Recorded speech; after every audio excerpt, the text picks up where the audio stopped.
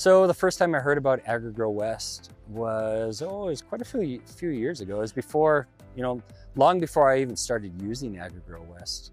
There was a guy, Trig Cook, that I met, and it's through Montana Grain Growers Association. This is before I was climbing through the chairs. It was before he was even climbing through the chairs. And I remember he was in a parking lot in Helena. It was after our board meeting, and he came up and talked to me, yeah, just this AgriGro stuff, you really should give it a try. And, like, okay, that's cool, but didn't really dig into it. And then it was a few years later, and I really got to know Trig well. And in fact, he went into becoming an officer with Montana Grain Growers Association, and I became an officer right after him. And so I followed him up through there, and we became really good friends, and just talking more about AgriGro West and what it has done in his place and the different testings. It was just really interesting that, he was approached using this stuff, and he was like, I don't know. And he was using an independent agronomist like we use. And he's like, okay, he was telling his agronomist, Amy, we're going to prove this guy wrong, and we're going to do all these different tests, and we're going to prove it wrong.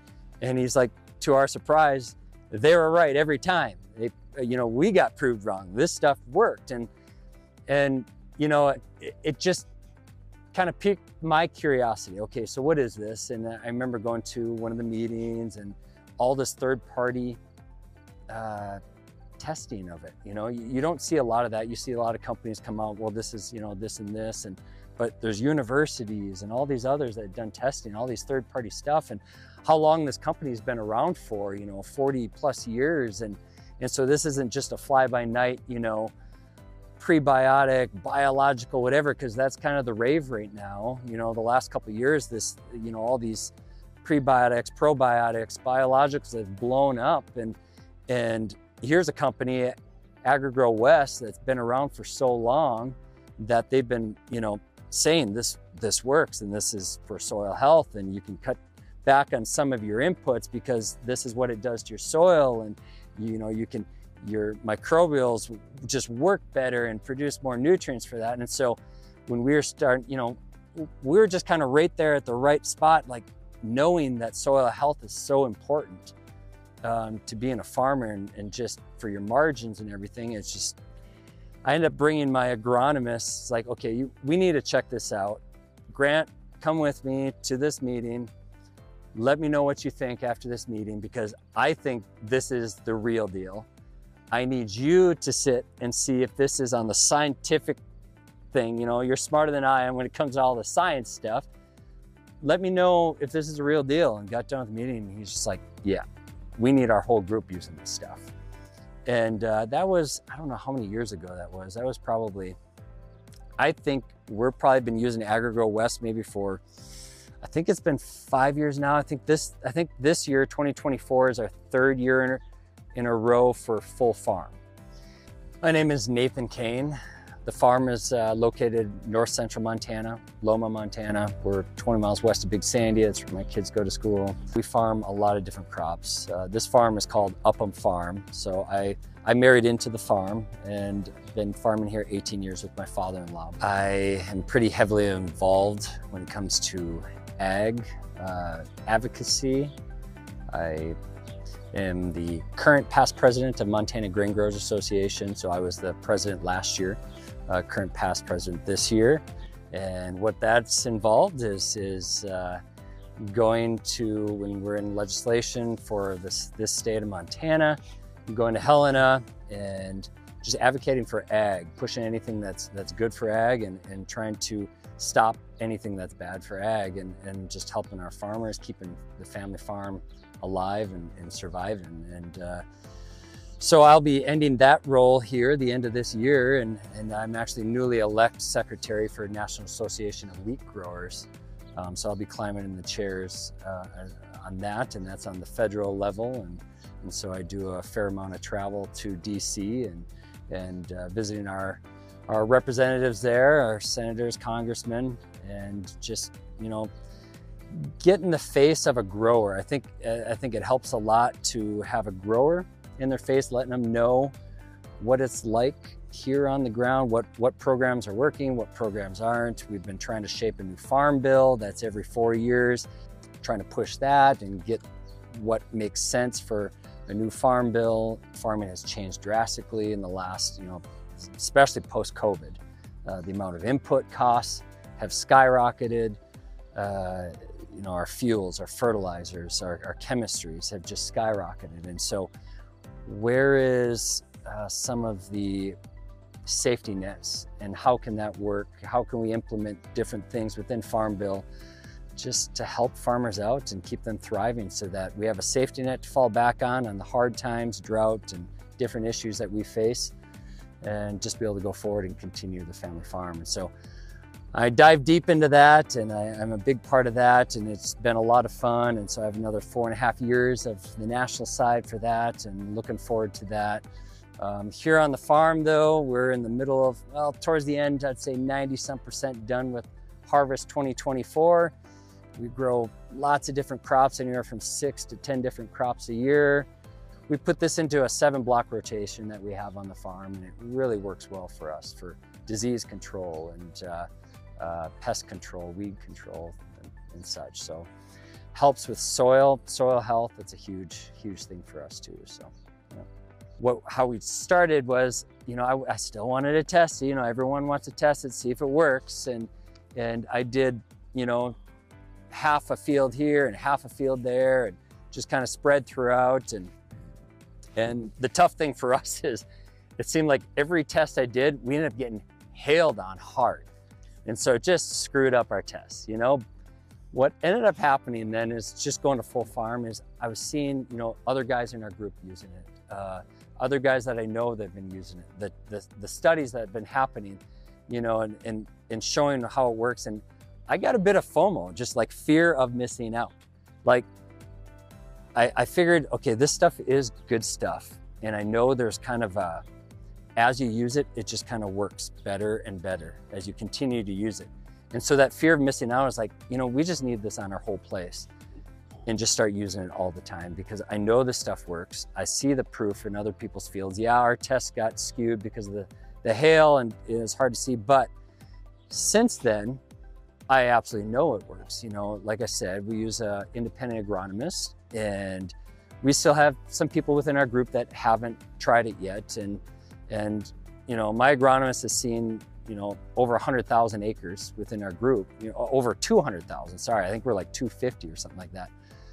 And so all the acres he sees, he'll come to our place and say, it's a good thing you're using this AgriGro West, because, we'll see ascochyte in our chickpeas, but it doesn't spread. Ever since we used AgriGro West, we haven't sprayed fungicide. So there's a saver on inputs. The question was on inputs. Like, you can save on inputs. Not that, we take it for granted. There could be a time that it blows up on us and we just continue to watch it. But ever since we've been using it, we'll get some ascochyta here and there, but we'll watch it and it doesn't blow up. It hasn't blown up on us. The plant takes care of itself. It's a healthy plant, and it takes care of the disease, and it won't spread. And so there's things like that, the powdery mildew in wheat, we haven't been getting that, the different diseases. And so it's hard to see when we're full farm, we don't see these things happening, but that's a good thing, because we're not seeing the disease pressure we used to have. And that stuff is still happening in other areas with our group. They're not using this AgriGro West product, and we are, and we're not getting those issues, and they are. And so, we know it's working. Not only that, we have been cutting down on our fertilizer use as well. And honestly, I say anyone that's looking to try this AgriGro West, I say, well, cut down on your fertilizer a little bit to pay for it. When we went full farm, I can't remember the range per acre cost. We might be somewhere $11 to $14 an acre, something like that. It doesn't take much cutting down a little bit of fertilizer to actually pay for that. And what we've noticed is we haven't struggled in yield, we haven't struggled in protein when we've been cutting down our fertilizer. So this stuff is definitely working. We're able to reduce several different inputs and just make our soil healthier. So it's just been a win-win when it comes to treating our different products. Just seed treat.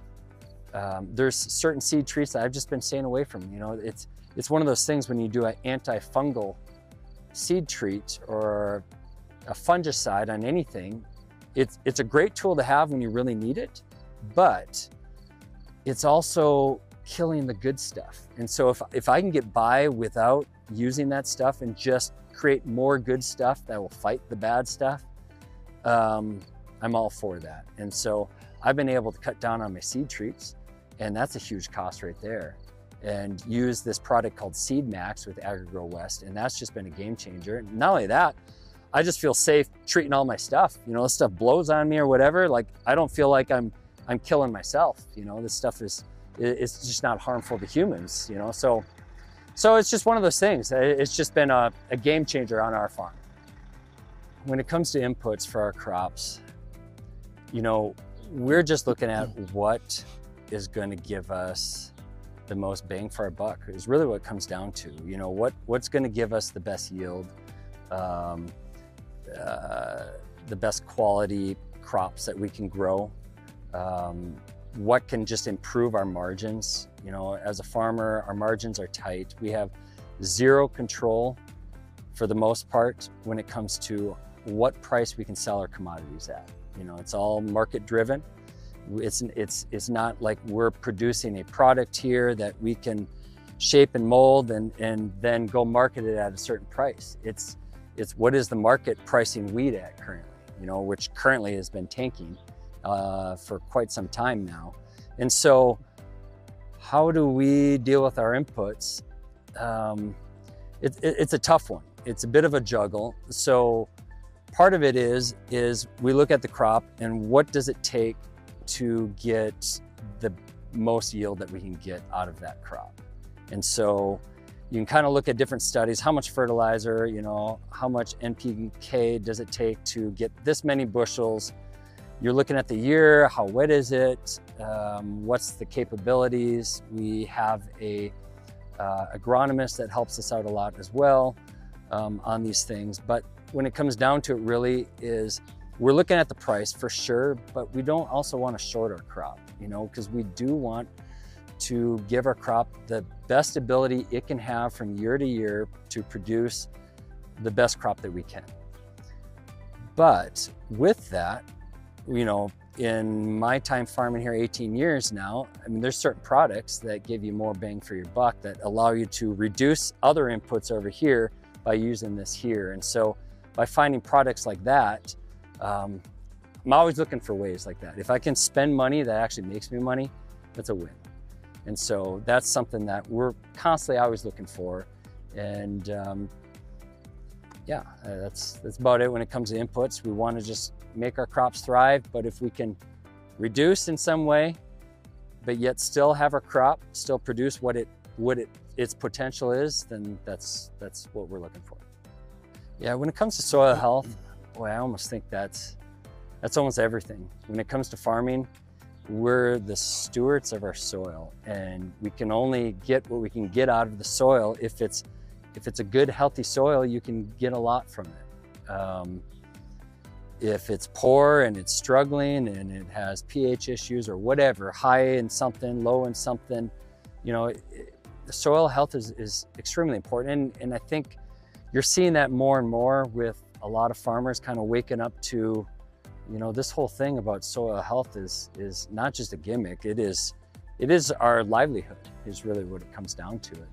And so if you can provide your soil with good things so that all those microbials in that ground can thrive and it just have this kind of symbiotic relationship with the root system of your crop, feed it nutrients and just provide what it needs. I mean, it's just everything. And so soil health, I would say, has been kind of one of our big targets.